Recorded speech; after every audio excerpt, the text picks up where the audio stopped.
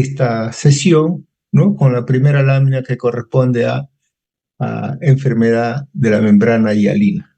Bien, bien, a veces se le conocía también a esta enfermedad de membrana hialina como un distrés, ¿no? De dificultad respiratoria.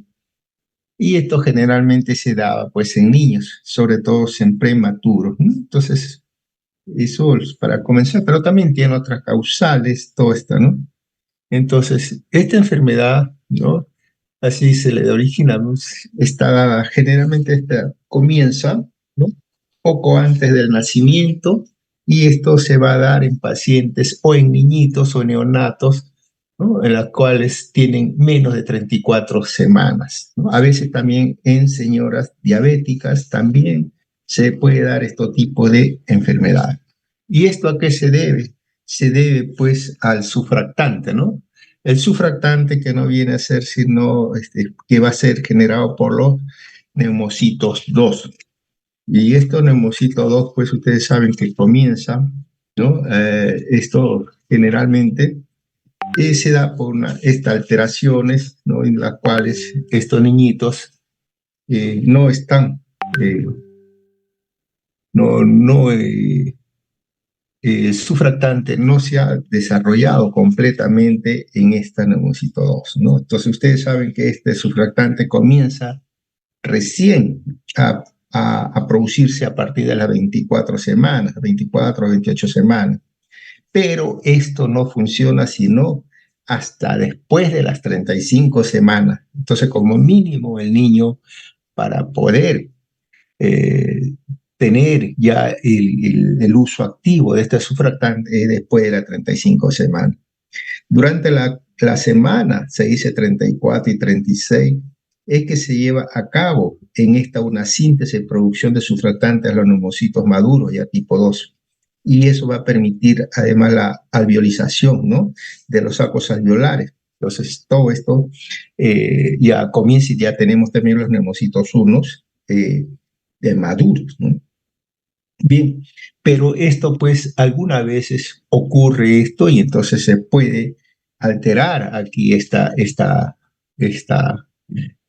por algún motivo, ¿no? Puede darse. Y estos motivos a veces la prematuridad, ¿no? A veces en gestantes múltiples, ¿no? En diabetes también se da, en cesárea también podemos darlo, ¿no?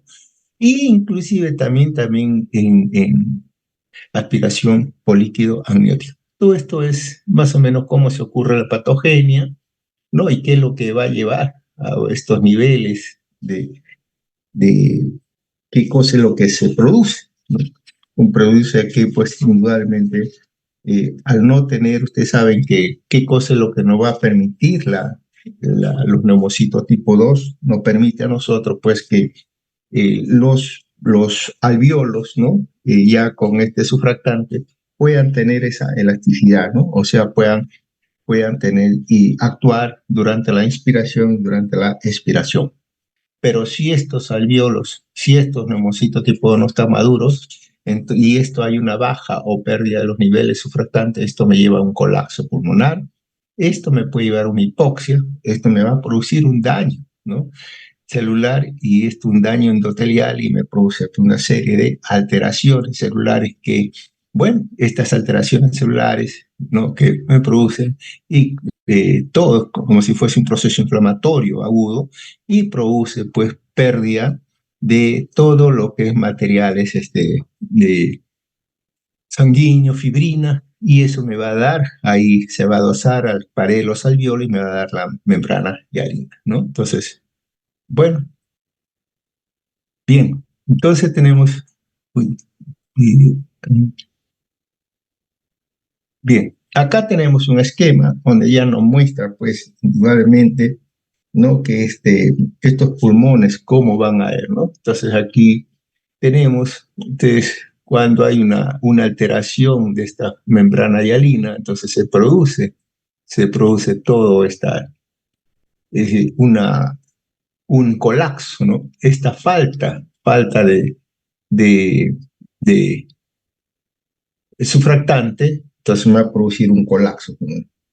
Entonces, este colapso pulmonar me produce daño a los capilares pulmonares y una deficiencia, esta también va a producir. Entonces acá, miren ustedes, está esquematizado, ¿no? Este daño, un alveolo normal con funcionamiento y otro que hay, esta falta de surfactante. Esta falta de surfactante me va a producir un daño y este daño mismo me produce pues aquí una alteración vascular con pérdida, lo que hemos visto así, se produce con pérdida de todos esos elementos de la sangre, proteínas, linfocitos, plaquetas, ¿no? Fabricación también de interleucinas, ¿no? Síntesis, pero interleucina. Y todo este material, ¿no? Se produce un material hialino. Todo este resto celular se conglomera y se produce un material hialino. Y este material hialino es que va a envolver y no va a permitir, ¿no? La respiración o la extensión completa de este pulmón. Entonces, esto es lo que se produce durante esta fase, ¿no? Los pulmones, cuando estos están colapsados, entonces los pulmones están colapsados, pues sí, entonces esto lleva, ¿no? Que son de tamaño normal, pero que tienen un mayor peso, ¿no? Entonces un mayor peso y tiene una apariencia bien sólida, un color medio marrón, parece un hígado esto, ¿no? Color marrón, apariencia similar al hígado, y un color marroncito y es todo porque está colapsado y consolidado, ¿no? Eso es lo que... Entonces, en tu punto de vista macroscópica, tenemos nosotros que los pulmones tienen su tamaño normal de un color rojo, ¿no? Un color rojo o marrón rojizo, ¿no? Sólido, ¿no? Sólido, eh, sin aire, ¿no? Y una apariencia similar al hígado. Eso ¿no? Correspondería a la macroscopía. La microscopía, miren ustedes acá, entonces lo primero que vamos a hacer, esta zona que parece media sólida, es un colapso, una telectasia, ¿no? Es un colapso alveolar. Estos son los bronquiolos y bronquios también, y tenemos un colapso alveolar, ¿no? Entonces vamos a ver primeramente, ¿no? Tejido parece sólido con alvéolos poco desarrollados y colapsados, o sea, un colapso o una atelectasia, ¿no? La membrana hialina, dentro de esto te vemos estas formaciones rojitas que se ven alrededor de los alvéolos. La membrana hialina eosinofílica que reviste los bronquiolos respiratorios, conductos alveolares y los alvéolos, ¿no? Entonces, tenemos parte aquí ya de la microscopía constituida por un colapso pulmonar, ¿no? Un colapso alveolar, perdón, o una atelectasia alveolar, donde se observan, ¿no? La membrana hialina que revisten los bronquiolos respiratorios, los alvéolos, ¿no? También los conductos alveolares. Muy bien. Acá en la parte del estroma está congestión vascular, tenemos también allí, ¿no? En algunos lados, normalmente donde vemos aquí ya algo, esto es una parte del pulmón donde puede haber preservado, ¿no? En algunos, ¿no? Pero no en todos, porque esto se da aquí, hay formación aquí de membrana hialina, ¿no? Bien, la membrana hialina, entonces, están compuestas, ¿por qué? Por fibrina, ¿no? Compuesta por fibrina, restos celulares, ¿no? Glóbulos rojos, neutrófilos, ¿no? Macrófagos, ¿no? Y aparece como un material amorfo eosinofílico, ¿no? También acá tenemos congestión vascular, todos son restos, todos congestión vascular. Bien, esto correspondería pues a esta membrana hialina, ¿no? Entonces, eh, ya entonces nosotros sabemos esto. Miren ustedes acá, igual, las zonas atelectásicas, ¿no? Y aquí tenemos los bronquiolos terminales, ¿no? Y todas estas, algunas se ven acá, se muestran un material medio rojito o acidófilo que corresponde a la membrana hialina. Acá se ve mejor. Entonces, El defecto fundamental, entonces tenemos que saber nosotros que en la enfermedad de la membrana hialina consiste en la incapacidad entonces del pulmón, ¿no? Un pulmón inmaduro para sintetizar suficiente cantidad de surfactante, ¿no? Entonces, y recordemos también que al producirse la primera reinspiración, ¿no? Entonces, esto hace que acá haya pues un agrandamiento, ¿no? Que de estos alvéolos, ¿no? Pero al no tener este surfactante, estos no se van a distender, estos alvéolos, van a quedar colapsados, ¿no? Entonces, aquí es lo que se produce, ¿no? Produciendo una tensión superficial y en consecuencia disminuye la presión también necesaria, ¿no? Para poder abrir estos alvéolos. Y esto pues produce pues indudablemente, ¿no? Un daño, ¿no? Un daño, una falta de oxigenación, una isquemia, ¿no? Y esos daños vascular, todos, y con la alteración de estos pequeños vasos con salida de todo material proteínico y elementos celulares de la sangre que va a constituir toda esta membrana hialina. Acá también tenemos una foto también de cómo está esta membrana hialina y alrededor, miren ustedes, pulmón completamente colapsado, ¿no? Con células, neumocitos tipo 1, casi todos en su totalidad. Muy bien, este panorámico, igual también lo muestra, todo, eh, eh, la telectasia pulmonar, algunos bronquiolos que están ahí, y la presencia de estos, que ya se ve a esta aumento, ¿no? Este material acidófilo que está rodeando los alvéolos y los bronquiolos. Acá se ve mucho mejor, miren ustedes, toda esta zona telectásica, gran zonas sólidas, ¿no? Por falta de una distensión alveolar. Y presencia, ¿sí? Presencia de estas membranas hialinas. Muy bien. Igual acá, ya mayor aumento, ya podemos escribirla mejor. Muy bien.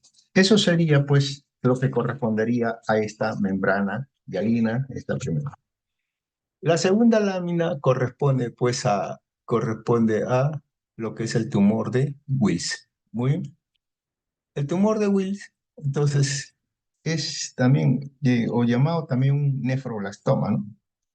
Es una neoplasia maligna del riñón, ¿no? Y se dice que es el segundo tipo más frecuente de cáncer abdominal en el niño.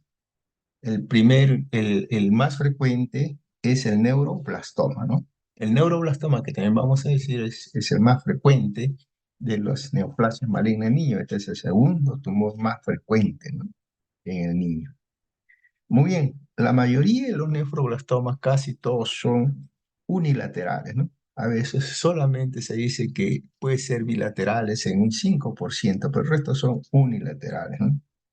Entonces, todas estas y se ubican frecuentemente, mayormente, ¿no? Mayormente, se puede ubicar en cualquier lado del tumor, ¿no? Pero con mayor frecuencia a veces tiende a ubicarse a nivel del polo superior, ¿no? También se dice que estos pueden ser de origen congénitos o también esporádico. En el esporádico el 99% son los esporádicos, el 1% son hereditarios, autosómicos dominantes, y el 10% están asociados, ¿no? En estas anomalías congénitas o algunos síndromes, ¿no? Que están asociados, que son los síndromes de Bedwitt, síndrome de Dennis-Grach y síndrome de Wark. Cualquiera de estos síndromes puede estar asociado a estos tipos de tumor de Will. Bien, entonces este tumor de Will, generalmente, entonces, la mayoría de esto, como hemos dicho, el tumor de Will puede a veces presentar, ¿no? Miren ustedes, un 50% de esto puede prestar una masa abdominal. O sea, miren ustedes este niñito, cómo se presenta, porque este tumor de Will se presenta aproximadamente en los primeros años de vida, ¿no? Hasta los 5 o 6 añitos de vida, ahí se va a presentar. y se va a caracterizar por un aumento de masa tumoral a nivel del riñón. Y esto hace que haya una distensión abdominal, ¿no? Ahora, esto puede tener, pues, algunos centímetros. Puede tener unos 5, 6, 10 centímetros. Imagínense en el abdomen de un niño un tumor de 10 centímetros, ¿no? Entonces es bastante grande. Por eso aquí generalmente esto lo ve la mamá, lo ve al bebé o al niño con un abdomen bastante distendido y de repente al cambiarlo puede tener una masa tumoral, ¿no? A veces puede haber ascitis también, eso que puede corresponder. Entonces, siempre este tumor, dentro del punto de vista cuadro clínico, va a presentar entonces, se presenta en el 95% de todos estos tumores, ¿no? Eso se va a presentar como una masa palpable, una masa tumoral palpable, ¿no? Y la mayoría de los pacientes, algunos, puede presentar dentro de ellos un dolor abdominal, ¿no? Un 24% de dolor abdominal. Puede presentar también fiebres, 30%, y una hipertensión arterial también puede presentar. Se habla también de que aquí una hematuria macroscópica, el 18%, o sea, otras causas, pero que también puede haber, pero menos frecuentes, son la náusea, vómito, disminución del apetito, ¿no? Y pérdida de peso y constipación. Esto generalmente es hallazgo esto. Y desde el punto de vista etiogénico, ¿no? Este tumor de Will, desde el punto de vista genético, ¿no? Entonces, hay una asociación que se dice con el neuroblastoma y que comienza. Esta es debido a una alteración, ¿no? En el WT1, ¿no? Una alteración en el WT1 localizado en el brazo corto del cromosoma 11p13. Ahí vamos a tener dentro del punto de vista etiológico, ¿no? Entonces, el punto de vista etiológico, entonces ustedes van a tener que decir que esto, pues, es un gen, ¿no? Es un gen que está alterado, el gen del WT1, ¿no? Y que está localizado este gen en el brazo corto del cromosoma 11p13, ¿no? Esa es la alteración que vamos a encontrar. Bien, dentro de estos, del punto de vista macroscópico, estos tumores se van a caracterizar porque, miren, ve acá, ustedes pueden ver dos. Esto generalmente se presenta así. Se presenta generalmente como un tumor sólido, se debe presentar. Aquí lo tenemos, mira acá un polo riñón, otro polo, y está en la parte central. Acá tenemos el polo inferior, polo superior, y está en el polo superior acá, ¿no? Y muchas veces estas lesiones son las que se van a presentar así, ¿no? Macroscópicamente tienen una masa tumoral grande, sólida, ¿no? Bien delimitada, masa tumoral sólida, bien delimitada, ¿no? La superficie de corte, así es, de este colorcito es la superficie de corte. Superficie de corte color blanquecino o blanco grisáceo. Algunas veces, porque no todos, aquí por ejemplo, se ve algún punto de congestión, foquito de hemorragia, pero algunas veces pueden tener poco de hemorragia, poco de necrosis y formaciones quísticas. Dentro de las variantes, no, yo no quiero, estamos aquí describiendo solamente un solo patrón, pero esto hay varios patrones de estos tumores de Wills, ¿no? Variantes, ¿no? Pero acá estamos escribiendo solamente el tumor de Wills, normalmente. No ninguna de sus variantes. Entonces, un tumor, una masa tumoral, ¿no? De variados tamaños, sólida, ¿no? Y que bien delimitada. La superficie de corte es blanquecina o blanco-grisácea, ¿no? Que puede tener algunos focos hemorrágicos, necróticos y algunas degeneraciones o quistes. Esto, esto de necrosis varía, ¿no? Porque a veces esto puede haber recibido terapia preoperatoria, ¿no? Entonces a veces le ponen terapia preoperatoria y esto para poder eh, disminuir esta masa tumoral y entonces, y que la cirugía sea un poco más, menos compleja y más segura para el bebé. Pero si no, esa es ahora la política actual, ¿no? Primero se le da tratamiento y después se opera. Antes era otra, ¿no? Entonces se le sacaba una biopsia y se hacía el estudio correspondiente, se le daba el tratamiento y luego ya se le operaba. Bien, eso ya comprende ya, cada grupo de cirujano tiene su plan de tratamiento que realizan. Muy bien. Macroscópicamente, entonces, una masa tumoral, ¿no? Bien delimitada, ¿no? Sólida, superficie de corte, blanquecino o blanco grisácea, con área de hemorragia y zonas quísticas. Dentro de la histología, bueno, dentro de la histología, nosotros vamos a pedir solamente hablar de cada uno de los caracteres histológicos, entonces me parece que es demasiado. Histológicamente, entonces pues, se caracteriza por presentar tres componentes. Esto puede ser, a veces puede predominar uno solo, puede predominar dos de ellos o los tres.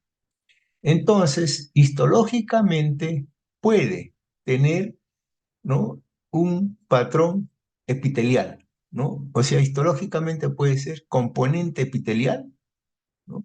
Y los componentes epiteliales no vienen a ser sino cuando se está desarrollando el riñón, hay entonces estructuras tubulares que son los túbulis y otras estructuras también, acá también tenemos túbulos y otras que son los glomérulos, ¿no? Tubulares y glomerulares que han desarrollado y que esto han abortado, o sea, ha aparecido y ahí se ha paralizado. Todo eso cuando hay muchos tubitos así o túbulis y glomérulos se llama patrón o componente epitelial, ¿no? Otro que es el componente blastemal. El componente blastemal está generalmente, ¿no? Constituido por células primitivas, ¿no? Por células todavía embriónicas que no han llegado o no están, no han logrado todavía desarrollarse esta formación o a diferenciarse, ¿no?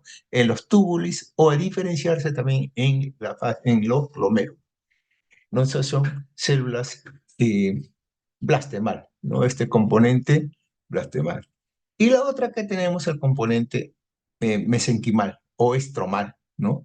El estromal, que es el tejido conectivo, está constituido por tejido fibroso, ¿no? El estromal, tejido conectivo. Algunas veces en esta parte blastemal puede presentarse anaplasia. Y cuando hay anaplasia ya uno, bueno, psicomitosis, por ejemplo, ¿no? Son células grandes, irregulares, psicomitosis. Entonces, esto lo único que le vamos a pedir a ustedes es que nos digan qué patrón es esto. Por ejemplo, acá, miren, son túbulos, en patrón epitelial, ¿no? Todo esto predominantemente epitelial. Puede ser epitelial, puede ser blastemal o puede ser mixto también. Acá tenemos otro, miren ustedes, patrón epitelial y acá tenemos un patrón blastemal. Y esto de acá, miren, estromal. Entonces es un mixto, epitelial, blastemal y estromal. Entonces, microscópicamente, ¿qué es lo que tiene que hacer? Se caracteriza por presentar tres patrones histológicos. Patrón epitelial, ¿no? El patrón blastemal y el patrón estromal. El epitelial constituido por túbulis eh, y formaciones glomerulares, ¿no? Abortadas, o sea, que han paralizado. El patrón blastemal son células primitivas, ¿no? Y que todavía no han llegado al desarrollo, ¿no? A la diferenciación tubular y glomerular. Y el estromal es el componente de tejido conectivo, el estroma. Este estroma con tejido fibroso es totipotencial. Por lo tanto, en este estroma yo puedo encontrar de repente fibras musculares lisas, fibras musculares, músculo esquelético, ¿no? Grasa, puedo encontrar fragmentos óseos, etcétera, porque es totipotencial, ¿no? Eso también de repente lo pueden leer en su libro y eso es lo que pueden dejar aquí. Acá tenemos patrón epitelial, ¿no? Componente epitelial. Bien. Es un componente mixto acá, ¿no? Entonces tenemos epitelial por un lado, blastemal por otro lado y estromal por otro lado. Muy bien, entonces es un patrón. Entonces no se olviden, si yo pongo esta lámina, porque se caracteriza por presentar tres patrones histológicos. Patrón epitelial, ¿no? Que son formaciones tubulares, tubulis, abortados y glomerulares. Acá tenemos también igual. Patrón blastemal son células primitivas, todavía no diferenciadas, y el patrón estromal, que está constituido por tejido conectivo o tejido fibroso totipotencial. ¿Bien? Acá igual, acá tenemos igual, ¿no? Entonces miren ustedes esta formación glomerular, ¿no? Que ha quedado ahí paralizada, aquí también paralizada, túbulos, túbulos, muchos túbulos por acá, y, y acá otro componente inflamatorio también. Puede haber inflamación, ¿no? Y puede haber foco de necrosis también, como se ha descrito en la macroscopía. Bien, esto correspondería pues a esta lesión. Igual también, miren, componente estromal, epitelial y blastemal. Estas blastemas son células primitivas, núcleos grandes con mitosis, ¿no? Esta mitosis es la que a veces nosotros tenemos que ver, cuantificar, si es que hay, a veces puede ser de acuerdo a la cantidad, si hay anaplasia, entonces la catalogamos como anaplasia difusa o focal, ¿no? Entonces, y eso sirve también para el pronóstico del niño. Igual otro panorámico también para ver lo mismo. Este es otro igual, tubular, ¿no? Blastemal, ¿no? Generalmente son dos patrones más acá lo que vemos en esta lesión. A mayor aumento, también para ver, ¿no? Tubular, aquí tenemos componente estromal, tejido conectivo, poco laxo, edematoso. ¿Bien? Otra más igual, también para mostrar, esto ya creo que lo hemos visto anteriormente. Un acercamiento para ver las características, de esta lesión. Otra más, igual también, ya lo hemos visto. Muy bien. Este panorámico que nos muestra ya en relación cómo está toda esta lesión. Aquí está, mira, un glomérulo, este tejido componente estromal, bastante componente estromal, epitelial, y acá son escasos los componentes blastemal, ¿no? Pero sin embargo, si hay, es un mixto, ¿no? Solamente que a veces nosotros cuando nos llega esta lesión tenemos que ver qué porcentaje hay de epitelial, qué porcentaje hay de estromal y qué porcentaje hay de blastemal. Eso sí tenemos que hacer. Muy bien, igual también, miren usted, componente estromal y componente epitelial, miren usted un glomérulo abortado y un componente blastemal. Bien, me parece que ya se va a cumplir el tiempo. ¿Seguimos? Hasta que se acabe. ¿Hola? Ok, seguimos. Bien, vamos a ver entonces ahora el neuroblastoma. El neuroblastoma también es un tipo de cáncer infantil que suele encontrarse en las pequeñas glándulas ubicadas sobre los riñones, que son las glándulas suprarrenales. Pero esto, nefroblastoma, pues es un cáncer que está constituido por el tejido nervioso, que generalmente ya sabemos nosotros que está en la glándula suprarrenal, ¿no? Entonces, esto aquí puede ser, es un tumor, es el neuroblastoma, es el tumor más frecuente, ¿no? Entonces, es más frecuente de los niños que vamos a tener. Y que puede producir también un alto índice, un alto porcentaje de muerte, ¿no? El 15% también puede producir esto por cáncer que va a alterarse y que puede complicarse y que puede inclusive morir. Muy bien. Pero no tan solo, esto lo vamos a ver acá, como dice, no tan solo aprovechando la imagen, no tan solo se ve en la glándula suprarrenal, sino puede verse también otro. Puede desarrollarse en el estómago, puede desarrollarse en el pecho o en el tórax, ¿no? Puede desarrollarse en los huesos, en la pelvis y todo esto. Y generalmente afecta a niños menos de 5 años de edad. Entonces, generalmente afecta. Bien, estos igual, acá tenemos también, esta es eh, el tumor, ¿no? El neuroblastoma. ¿Qué cosa es? La etiología de esto, a veces, muchas veces, no se ha del todo diagnosticado bien esta etiología, pero sí se dice pues que hay una alteración de estos, el cromosoma, ¿no? Alteración del cromosoma 1, ¿no? Por si acaso, el 25% del brazo corto del cromosoma 1, ¿no? El 1p35. Entonces, esto, aquí encontramos nosotros que es de la mayor parte de la etiología. Entonces, una anomalía, ¿no? En el cromosoma, en el brazo corto del cromosoma 1. Esa es la etiología que vamos a tratar. Muy bien. Estos pacientes pueden con la localización, no tan solo el glande suprarrenal, sino el retroperitoneo, todas las cabezas también puede presentarse. A veces en los huesos también puede presentarse, ¿no? Entonces, el neuroblastoma. Entonces, esta, ¿qué cuadro clínico puede presentar? Muchas veces, dependiendo también de la localización, si es la localización puede estar en el suprarrenal, es una tumoración abdominal palpable, ¿no? Dependiendo de ahí también. Y esto generalmente se puede presentar con dolor, ¿no? A veces anemia, ¿no? A veces masa abdominal, a veces puede ser, dependiendo, también puede ser no tan solo en el abdomen, por si está en el cuello, también masa abdominal en el cuello, o si está en el tórax, una masa abdominal en el tórax, ¿no? Generar una masa abdominal. Hipertensión arterial es otra también de lo que puedan diagnosticar hipertensión arterial, anorexia también, ¿no? Entonces, generalmente son estas las sintomatologías que se puedan presentar. Muy bien. Dentro de estos tumores, acá tenemos, ¿sí? Son tumores embrionarios del sistema nervioso que derivan de la cresta neural. Surgen en la médula suprarrenal, ganglios simpáticos paravertebrales y sistema simpático paraganglionar. El 15% son encontrados en los primeros 4 años de vida. El 90% se diagnostican en los primeros 5 años de vida. La edad media de presentación diagnóstico es los 22 meses de edad. O sea, eso se diagnostica bastante temprano. E inclusive pueden llegarse a diagnosticar también, ¿no? Durante la gestación. Etiología de la causa genética.